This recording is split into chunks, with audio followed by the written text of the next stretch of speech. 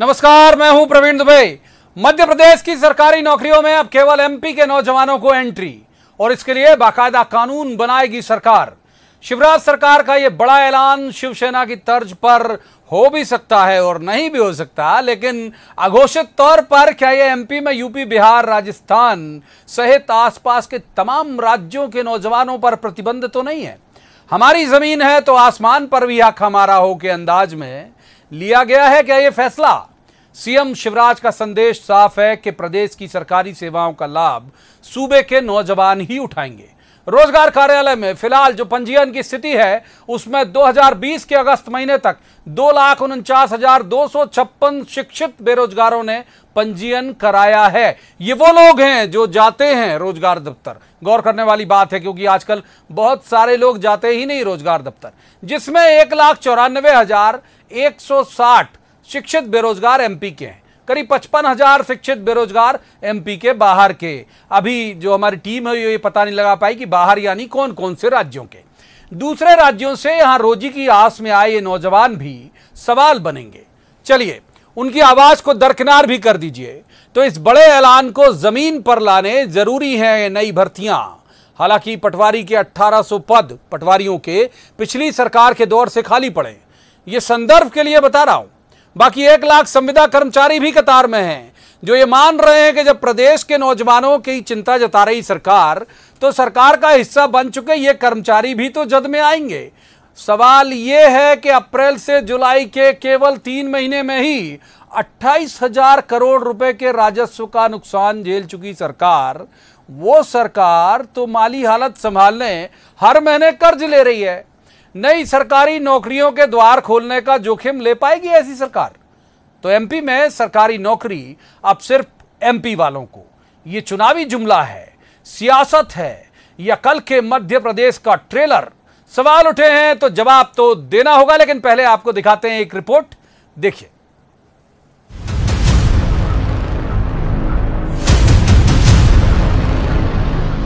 आज मध्य प्रदेश सरकार ने एक महत्वपूर्ण फैसला किया है। मध्य प्रदेश की शासकीय नौकरियां अब केवल मध्य प्रदेश के बच्चों को दी जाएगी। इसके लिए हम आवश्यक कानूनी प्रावधान कर रहे हैं, मध्य प्रदेश के संसाधन मध्य प्रदेश के बच्चों के लिए। ये ऐलान एमपी के करीब 1,41,00,000 शिक्षित बेरोजगार नौजवानों के लिए नई आस है। 1 लाख संविदा कर्मचारियों के लिए उम्मीद।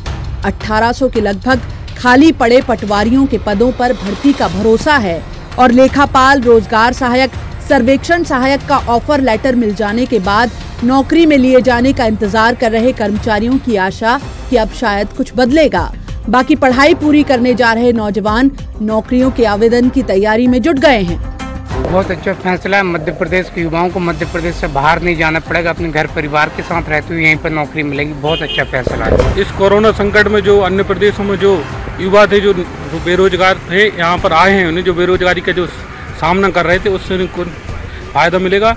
बहुत अच्छा फैसला है मध्य प्रदेश सरकार का। इससे युवाओं को नौकरी में रहेगी और मध्य प्रदेश में रोजगार बढ़ेगा। हम इस फैसले का हृदय से स्वागत करते हैं। युवाओं को अपने घर पे जितना घर पे रह के उतना काम मिले उतना अच्छा है, क्योंकि हम लोगों ने देखा कि कोरोना वायरस के टाइम पे कितना ज़्यादा दिक्कत हुआ एक जगह से दूसरी जगह पे मूव करने के। कांग्रेस शिवराज सरकार के इस फैसले को चुनावी स्टंट बता रही है। पूर्व सीएम कमलनाथ ने निजी क्षेत्र में 70% स्थानीय युवाओं को आरक्षण देने के अपने फैसले का हवाला दिया है, और शिवराज सरकार से पूछा है कि 15 साल के कार्यकाल में शिवराज सरकार में कितनों को रोजगार मिला। इसके आंकड़े भी तो जारी करे सरकार। दिग्विजय सिंह के मुताबिक ये फैसला उनकी मांग पर शिवराज सरकार की मोहर है, लेकिन जब तक आदेश जारी नहीं होगा भरोसा करना अभी मुश्किल। लेकिन ये घोषणावीर हैं, इसलिए जब तक सरकार का आदेश नहीं निकलेगा तब तक उसे हम नहीं मानेंगे। यदि वे वाकई में इस मामले में गंभीर हैं तो उन्हें तत्काल गजट नोटिफिकेशन करना चाहिए और भर्ती शुरू करना चाहिए। पिछले 10 बरस का आंकड़ा देखें तो प्रदेश की आबादी 20% तक बढ़ी है, लेकिन सरकारी नौकरियां 2.5% तक कम हुई हैं। चाहे फिर वो 15 साल की शिवराज सरकार हो या 15 महीने की कमलनाथ सरकार, सरकारी नौकरियों में नए पद सृजित नहीं हुए। सवाल ये है कि सरकारी नौकरी में सिर्फ एमपी के नौजवानों को प्राथमिकता, ये ऐलान कैसे हकीकत बन पाएगा? वित्तीय स्थिति संभालने हर महीने कर्ज ले रही है सरकार। कोरोना संक्रमण के हालात में लगातार राजस्व की हानि भी हो रही है। ऐसे में नई नौकरियां और उनकी पगार का जोखिम कितनी बड़ी चुनौती होगी? सवाल उठ रहे हैं तो जवाब देना होगा। भोपाल में शरद श्रीवास्तव और अनुराग श्रीवास्तव के साथ bureau report, news 18 Madhya Pradesh Chhattisgarh. एक बेहद खास पैनल के साथ हम इस चर्चा को आगे बढ़ाएंगे। रसमन, सबसे पहले उनका परिचय मैं आपसे करा दूं। हमारे साथ हैं भूपेंद्र गुप्ता, कांग्रेस के वरिष्ठ नेता हैं, प्रवक्ता भी हैं। भूपेंद्र जी का बहुत स्वागत। दूसरे मेहमान रजनीश अग्रवाल, ये बीजेपी के प्रवक्ता हैं, रजनीश जी का बहुत स्वागत। और तीसरे मेहमान पत्रकारिता का बहुत चर्चित चेहरा है, बहुत अच्छे राजनीतिक विश्लेषक हैं, हृदयेश दीक्षित। हृदयेश जी का भी बहुत बहुत स्वागत है। शुरुआत रजनीश जी से कर लेते हैं। रजनीश जी, कैसे लाएंगे अमल में? बहुत सारे आंकड़े हमने अपने पैकेज में आपको गिना दिए, कुछ मैं सामने रख के बैठा हूं, अगर आप कहेंगे तो दोहरा दूंगा। कैसे आएगा अमल में ये पूरा मामला? मैं चाहता हूं आप दर्शकों के लिए बताएं।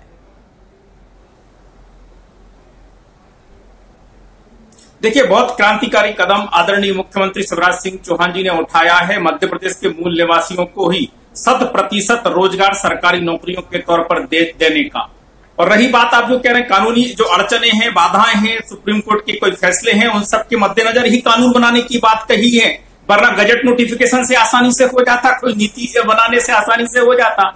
इसीलिए तो कानून बनाने की बात कही है। और तमाम पक्ष जो आए हैं समय समय पर, सुप्रीम कोर्ट के हों, उत्तराखंड के मामले को लेकर हों, चाहे जम्मू कश्मीर के मामले को लेकर हों, सबका अध्ययन हो चुका है। और आने वाले समय में मध्य प्रदेश का युवा 100% रोजगार यहां पाएगा, चाहे पटवारी का हो, चाहे शिक्षक का हो, चाहे वो स्वास्थ्य विभाग का हो, पुलिस का हो, तमाम प्रकार के पीएससी का मामला भी क्यों ना हो। कांग्रेस की आपत्तियां हो सकती हैं, क्योंकि वो तो आपत्ति ही करते रहते हैं। जी, मैं कह रहा हूं कि कानून चुनाव के पहले बनेगा, चुनाव के बाद बनेगा? उपचुनाव के पहले या बाद? देखते जाइए, इंतजार करिए। आपको कानून और तमाम जो प्रक्रियाएं हैं, प्रशासनिक प्रक्रियाएं हैं, वो आपको होते हुए दिखाई पड़ेंगी। थोड़ा सा इंतजार कीजिए। डेट अभी तय नहीं है, डेट फाइनल नहीं है, डेट के लिए तैयार इंतजार करिए। चुनाव लड़ना आता आऊंगा सर, आऊंगा रजनीश जी, आऊंगा। भूपेंद्र गुप्ता जी का रुख कर लेते हैं। भूपेंद्र जी, ये बहुत क्रांतिकारी कदम है। और कमलनाथ जी, आपकी पार्टी की तरफ से जो बड़े नेता हैं, पूर्व मुख्यमंत्री हैं, उन्होंने ट्वीट करके क्रेडिट लिया कि ये तो हमारी राह पर चल रही है, हम पहले ही कर चुके थे। और ये कह रहे हैं कि इनका क्रांतिकारी कदम है ये।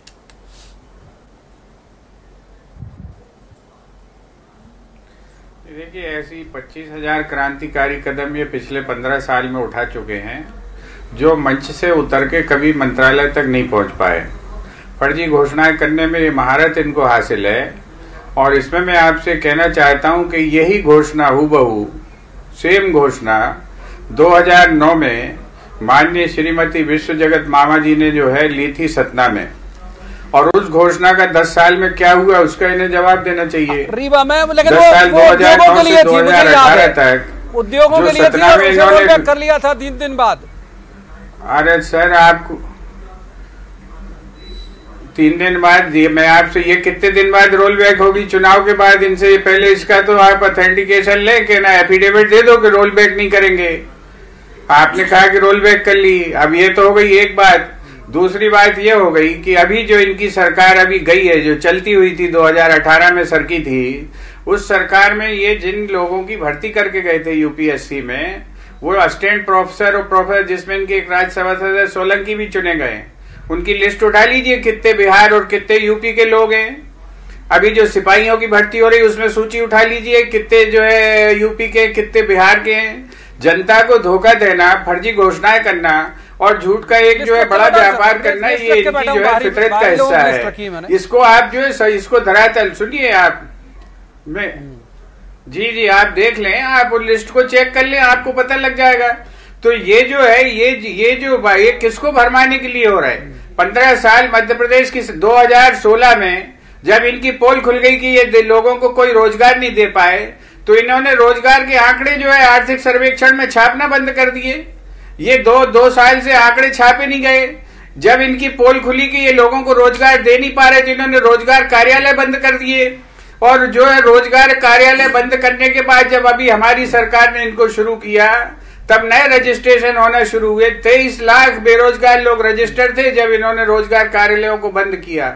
आज आपने बताया कि लगभग 5 लाख लोग फिर से रजिस्टर हो गए हैं। तो आप समझें कि 28 लाख रोजगार तो जो है रजिस्टर्ड घूम रहे हैं इस प्रदेश में, और अभी 16,000 नियुक्तियां होनी है टीचर्स की। ठीक है, इनमें हिम्मत है, निकाले नोटिफिकेशन, हम इनका स्वागत करेंगे और कहेंगे इसमें केवल मध्य प्रदेश के लोगों को। अभी हम तीसरे मेहमान का रुख करेंगे। बहुत अच्छे राजनीतिक विश्लेषक हैं, वरिष्ठ पत्रकार हैं हृदय जी। आऊंगा रजनीश जी, अंताक्षरी हो जाएगी नहीं तो आप दोनों के बीच तीसरे मेहमान का रुख कर लेते हैं। हृदय जी बहुत अच्छे राजनीतिक विश्लेषक हैं। हृदय जी, आपने महाराष्ट्र वाला मसला भी देखा, वो जो जिसका जिक्र कर रहे हैं भूपेंद्र जी, तब भी आपने देखा होगा, उन्होंने एक पॉलिटिकल रैली में कहा था कि यहां जो उद्योग लगेंगे उसमें हमारे लोगों को वरीयता दी जाएगी, और जैसे ही बवाल हुआ तो 2-1 दिन बाद उन्होंने रोल बैक कर लिया। आज तो एज सीएम अनाउंस किया है उन्होंने कि वो करेंगे। मैं चाहता हूं कि आप विश्लेषित करें। एक फैक्ट आपको जल्दी से बता देता हूं कि हर 6वें घर में एक युवा बेरोजगार है, एक रिपोर्ट के मुताबिक। हर 7वें घर में एक शिक्षित युवा बेरोजगार है। तो क्या ये एक तरह से उनको लुभाने की कोशिश है हृदय जी? देखिए, दो बातें हैं हृदय जी, इसको कतई राजनीतिक आधार पर या राजनीतिक चश्मे से बिल्कुल नहीं देखना चाहिए। आपको मेरी आवाज मिल रही है प्रवीण? मैं ये कहना चाहता हूं कि इस सारे विषय को किसी भी दृष्टिकोण से राजनीतिक नजरिए से नहीं देखना चाहिए। यह हमारी माटी का कर्ज है। अगर हम मध्य प्रदेश में पैदा हुए हैं, इस मिट्टी में जन्म लिया है, तो इसका कर्ज हम चुकाएं, और इसके लिए मैं साधुवाद देता हूं मध्य प्रदेश की सरकार को।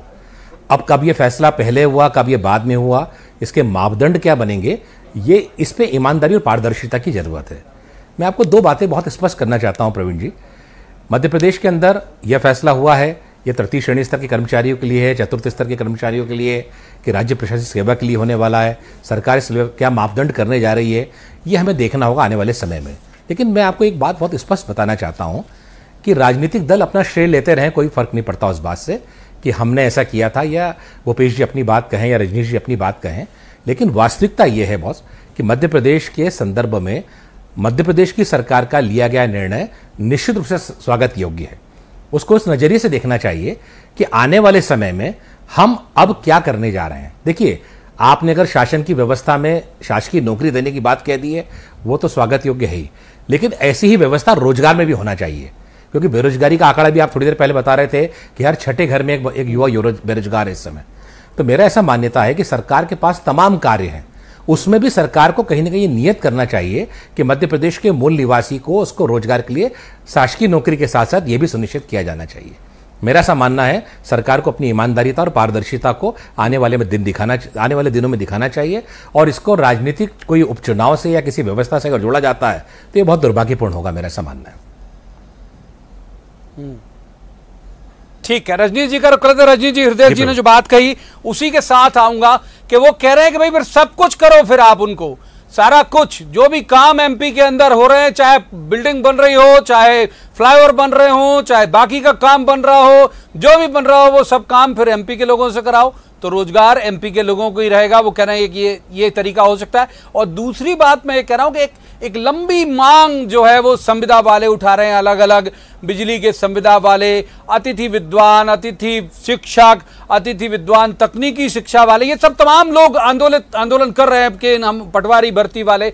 तो क्या इनको भी कोई प्रायोरिटी मिलेगी अगर मान लीजिए कानून बना तो?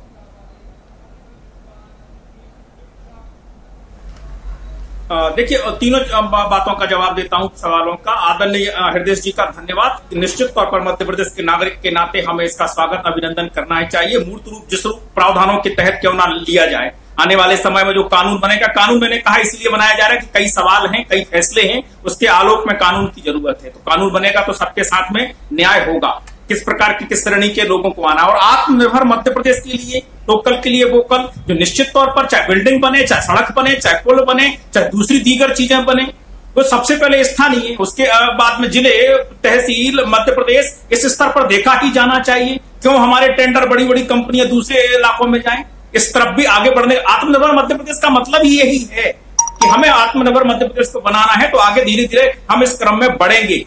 और इनकी बात मैं बता दूं, जो बार बार आरोप लगा रहे हैं, आदरणीय कमलनाथ जी तो ये नहीं कहेंगे कि झूठ बोलते हैं। मुख्यमंत्री रहे हैं मध्य प्रदेश के, विधानसभा में लिखित जवाब दिया है उन्होंने कि शिवराज जी के शासनकाल में 290 बड़ी बिग कंपनीज ने यहां इंडस्ट्री डाली है, और लाखों की तादाद में उनके आंकड़े हैं पूरे लिखित में। आप कहें तो मैं सिलसिलेवार पढ़ के सुना देता हूं।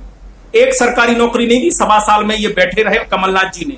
भारतीय जनता पार्टी की सरकार ने 2017-2018 में 1,65,000 पद सरकारी नौकरी के तौर पर दिए हैं। सरकार, और जो आप संविदा की बात कर रहे हैं, 90% वेतनमान स्थायी पद के अनुसार दिया जाए, ये HR पॉलिसी बनाने वाली भाजपा की सरकार मुख्यमंत्री शिवराज सिंह चौहान जी रहे हैं। इन्होंने तो ढोल चलाने और बैंड बाजे बजाने का प्रशिक्षण देने की बात कही थी, बेरोजगारी भत्ता देने की बात कही थी, स्टाइपेंड वो सेंट्रल गवर्नमेंट से आता था वो बांटने के बारे में अपना श्रेय लूटने की बात। तो ये बात ना करें। ये कानून बनाया था 15 महीने में, आपने क्यों नहीं बनाया? जो बात हृदय जी कह रहे थे, रजनी जी, मैं भूपेन जी को ले लेता हूं। भूपेन जी, जो बात हृदय जी कह रहे थे, ये बात सही है कि जब आप पत्रकारी चश्मे से देखते हैं तो आप उसका छिद्रान्वेषण करते हैं, लेकिन बतौर जब आप मध्य प्रदेश के मूल निवासी होने के नाते देखते हैं तो फिर लगता है कि यार ये वाकई बहुत अच्छा है, हमारे इलाके के लोगों को रोजगार मिलेगा। तो आपको नहीं लगता कि ये ठीक है कि भले ही ओन नहीं कर रहा कोई भी व्यक्ति, लेकिन पॉलिटिकल माइलेज तो मिलेगा ये जो उपचुनाव होंगे उसमें?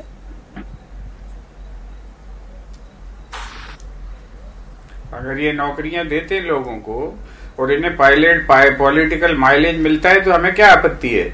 इस प्रदेश के बच्चों के हित में जो भी कदम उठाया जाता है हम उसका स्वागत करते हैं, लेकिन झूठी घोषणाएं, मिथ्या आचरण अगर ये सामने आता है और इससे आप चुनावी फसल काटने की कोशिश करते हैं तो इसका विरोध होगा, हर स्तर पर विरोध होगा, क्योंकि आपके जो 15 साल हैं वो इस झूठ के साक्षी हैं। आपने मध्य प्रदेश में केवल जो है मजदूरों का उत्पादन किया है। आज मध्य प्रदेश सरकार मामा खुद बता रहे हैं कि 15 लाख मजदूर लौट कर आए हैं मध्य प्रदेश में। ये आपकी 15 साल की रिपोर्ट कार्ड है। आपने इन 15 सालों में मजदूर पैदा किए हैं, आपने जो है बड़ी बड़ी जो है फैक्ट्रियां नहीं चलाई हैं, आपने मजदूरों का उत्पादन किया है और उन्हें भी आप अपने प्रदेश में अपनी माटी पर रोजगार नहीं दे पाए। उनके हाथों को काम लेने के लिए 2-2 हजार किलोमीटर दूर जाना पड़ा है। आज वो यहाँ मध्य प्रदेश लौट कर आए हैं मरते पड़ते अपने बच्चों को कंधों पर रखकर।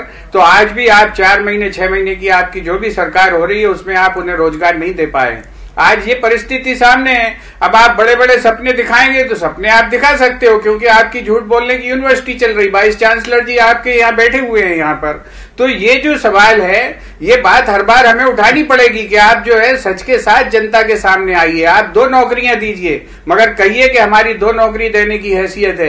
ये जो है आकाश सौंपने की कहानियां सुनाकर और बाद में ठक्के जो है काला दंतमंजन बेच के निकल जाने वाली राजनीति अब समाप्त होनी चाहिए। मध्य प्रदेश के लोगों को बहुत ठगा गया है। ये जो है ये कोयले का दंतमंजन बेचने का काम अब नहीं चलेगा। आपसे मैं कह रहा हूं कि आज जो है खुद मंच से बोला है अभी 15 अगस्त के मुख्यमंत्री जी ने कि जो कुशल मजदूर हैं, कुशल मजदूर हैं जो, उनमें से 5 लाख मजदूरों में से कुल 29,000 को ये रोजगार दे पाए इन 5 महीनों में। 15 अगस्त के भाषण में उन्होंने बोला, उसकी आप सुन लीजिएगा, सुनिए आप, ये मिथुन का भी सुन लीजिए। अब आप बीच में सुन लीजिए आप। वाइस चांसलर साहब आपसे निवेदन है, मैं आपकी यूनिवर्सिटी का छात्र नहीं हूँ। बात पूरी सुन ली, नहीं तो तीसरे मेहमान को भी सुनना पड़ेगा सर, उनकी भी विशेषज्ञता है। तीसरे मेहमान को तीसरे में फिर आऊंगा, वक्ता तो आप पास आऊंगा। हृदय जी का कर लेते हैं। हृदय जी, जो बात मैंने हमारे पॉलिटिकल गेस्ट से की, जो 2 पॉलिटिकल गेस्ट से की, उस पर तो वही सवाल आपके पास लेके जाऊंगा, क्योंकि 21 से 30 साल तक के युवा की उम्र 1,41,00,000 है। बड़ा वोट बैंक है ये। तो माइलेज वाली बात आपसे भी पूछूंगा, और दूसरा ये भी पूछूंगा कि यदि ये होता रहा, बाकी के राज्य भी इसी जिद में आ गए, तो फिर हमारे यहाँ के लड़के जो कर्नाटक जा रहे हैं, जो बेंगलुरु में काम कर रहे हैं, जो हैदराबाद में काम कर रहे हैं, जो मुंबई में काम कर रहे हैं, पुणे में काम कर रहे हैं, फिर उन्हें उन स्टेट की यदि सरकारों ने कह दिया कि नहीं हम नहीं लेंगे, जाइए MP वापस, तो ये जो एकता है वो छिन्न भिन्न तो नहीं होगी? देखिए प्रवीण जी, हम इस समय अर्थयुग में जी रहे हैं, और अर्थयुग की व्यवस्था ऐसी है कि एक होता है एक लोक व्यापीकरण और एक होता है लोक व्यवसायीकरण। अब देखिए, आपके पास हुनर है, आपके पास टैलेंट है, और अगर आप किसी राज्य में जाकर या किसी विदेश में जाकर या देश के किसी हिस्से में जाकर अपनी प्रतिभा को दिखाते हैं, तो आजकल प्रोफेशनल कंपनियां बहुत सारी चीज़ों को यही देखती हैं कि आप में अगर योग्यता है तो वो आपको पिक कर जाएंगी। आप में योग्यता होना पहली प्राथमिकता है। तो इसमें किसी राज्य, किसी जाति, किसी वर्ग या विशेष का कोई मायना नहीं होता है। मेरा विषय इतना था कि जो आपने शुरुआत में बात कही थी, जिसमें मैं वापस लौटता हूं कि देखिए, पिछले कुछ समय में, खासतौर पे कोरोना संक्रमण काल के दौरान में भी हमको ये देखने में आया कि बेरोजगारी का ग्राफ बहुत तेजी से आगे बढ़ा, और इसके लिए केंद्र सरकार ने भी काफ़ी प्रयास करना शुरू किए हैं, मध्य प्रदेश की सरकार ने भी किए हैं। और मैं कहता हूँ वो छोड़ दीजिए, प्राइवेट सेक्टर में बहुत सारे प्रयास हो रहे हैं। अगर मान लीजिए मैं कोई एक ऑर्गेनाइजेशन चला रहा हूँ तो मुझे भी बहुत सारी चीज़ों पर बहुत सारे निर्णय करना होते हैं, लेकिन उसमें आप यकीन मानिएगा कि मेरी पहली प्राथमिकता ये कभी नहीं हो सकती, या किसी अन्य उद्योगपति की या सरकार की व्यवस्था कभी, ये सरकार ने अपनी व्यवस्था बना ली अलग विषय है, लेकिन कभी नहीं होती है कि ये व्यक्ति फला राज्य से है या फला जाति का या फला वर्ग का है। देखिए, मध्य प्रदेश के व्यक्ति को रोजगार मिल रहा है, मध्य प्रदेश के व्यक्ति को जॉब मिल रहा है, ये एक बहुत प्रशंसनीय कार्य है, इसका हमें स्वागत करना चाहिए। लेकिन मैंने फिर दोहराता हूं अपनी बात कि पारदर्शिता क्या होगी, कैसे इसका स्वरूप बनेगा, कितनी इसमें ईमानदारी बरती जाएगी, ये उसके नोटिफिकेशन में, उसके कानून में स्पष्ट होगा, जिसे हमें देखना होगा आने वाले समय में। ठीक है भूपेन जी, आपकी बात अधूरी रह गई थी, बहुत तेजी से वक्त फिसलता है, जल्दी से आप पूरी करें। देखिए, बात हमारी स्पष्ट है कि जिस दिन ये चीज धरातल पर उतर आएगी हम स्वागत करेंगे, इसका हम स्वागत करेंगे। लेकिन ये जो 25,000 फर्जी घोषणाएं जो इस प्रदेश में हुई हैं, अगर उसी तरह की एक घोषणा होगी तो निश्चित रूप से ये निंदा के पात्र बनेंगे और इन्हें बनना चाहिए। हम इसका स्वागत करेंगे जिस दिन ये धरातल पर आएगी। फर्जी तो नहीं होगी, ये सवाल कांग्रेस उठा रही बहुत जल्दी, फिर बिल्कुल बस अब समापन की ओर है। रजनी जी, फर्जी तो नहीं होगी, ये इत्मीनान करा दीजिए। मैंने सबसे बड़ी बात कही, ये कांग्रेस झूठ बोलने की जो यूनिवर्सिटी है वो कांग्रेस ही चलाती। कमलनाथ जी ने मुख्यमंत्री के नाते, उद्योग विभाग उनके पास में था, उन्होंने लिखित जवाब में कहा आप वाइस चांसलर हो भैया, आप वाइस चांसलर हैं इसके। साल की संख्या बताइए। और अब ठीक है सर, रोकूंगा क्योंकि वक्त इतनी ही चर्चा की इजाजत देता है। तीनों मेहमानों का बहुत बहुत शुक्रिया, बहुत धन्यवाद तीनों मेहमानों का। लेकिन ये बात सही है जो हृदय जी कह रहे थे, मैं सहमत हूं उस बात से, क्योंकि जब आप किसी सूबे के नागरिक होते हैं तो आपके मन में एक अलग तरह का क्षेत्रवाद जो है वो पनपता है। ये लगता है कि हाँ भाई ठीक है, हमारे यहाँ के लोगों के लिए यदि सरकार कुछ कर रही है तो उसका सहयोग किया जाना चाहिए। आप देख रहे होंगे कि विपक्ष ने भी बहुत ज्यादा से तल्ख आलोचना नहीं की, लेकिन फिर भी सवाल कई हैं कि ये जमीन पर उतरेगा कैसे। यदि जिस शक्ल में सोचा जा रहा है उस शक्ल में उतरा तो ये वाकई सूबे के लिए फायदेमंद होगा। ये होगा कैसे, ये वक्त बताएगा। आज की चर्चा में इतना ही, कल किसी खास मसले पर खास पैनल के साथ बैठेंगे और कहेंगे, जवाब तो देना होगा। तब तक आप देखते रहिए न्यूज़ 18 मध्य प्रदेश छत्तीसगढ़।